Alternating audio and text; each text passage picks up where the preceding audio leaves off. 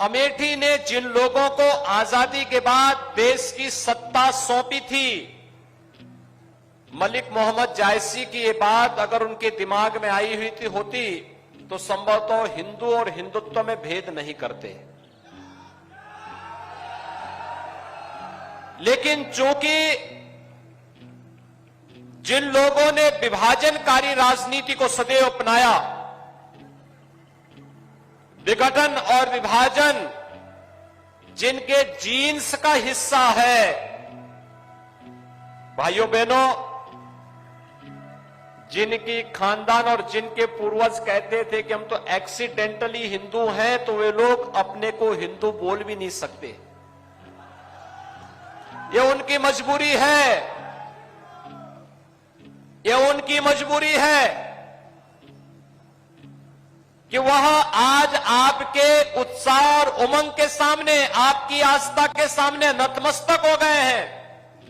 अन्यथा उन लोगों ने तो बहुत पहले कह दिया था कि हम एक्सीडेंटली हिंदू हैं, यानी दुर्भाग्य से ही भारत में जन्म ले लिए हैं।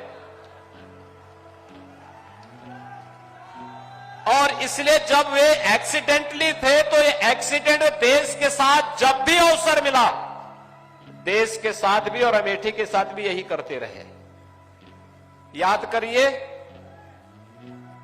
और जब उन्हें लगता है कोई चुनाव आ गया तो भाइयों बहनों फिर ये लोग निकल पड़ते हैं।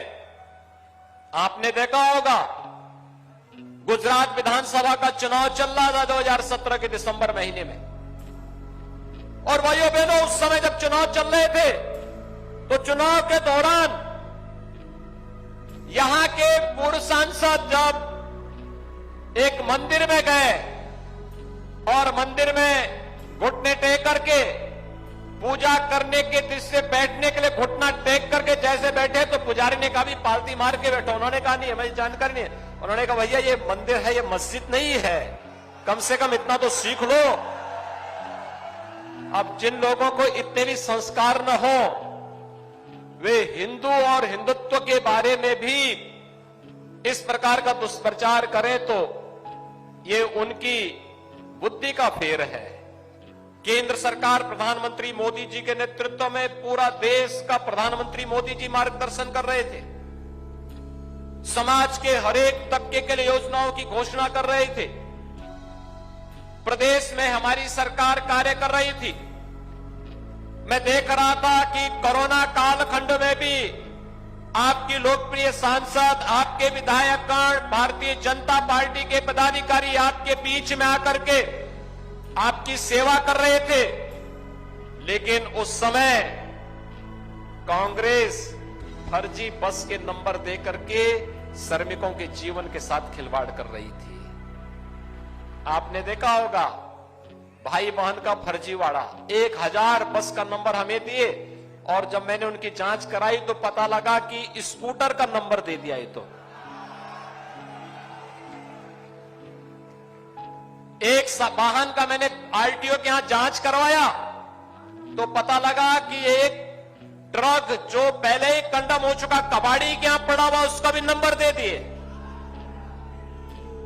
अब आप सोचिए, कोरोना से हम लड़ाई लड़ रहे हैं, एक एक श्रमिक की जान को बचा रहे हैं, कोटा से अपने युवाओं को वापस ला रहे हैं, प्रयागराज में प्रतियोगी परीक्षाओं की तैयारी कर रहे अपने नौजवानों को वापस उनके घरों तक पहुंचाने का कार्य कर रहे हैं।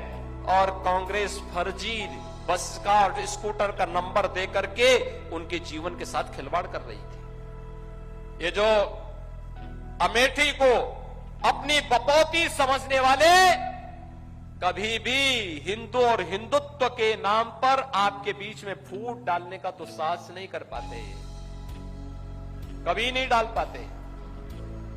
हमने तो कोई भेद नहीं किया।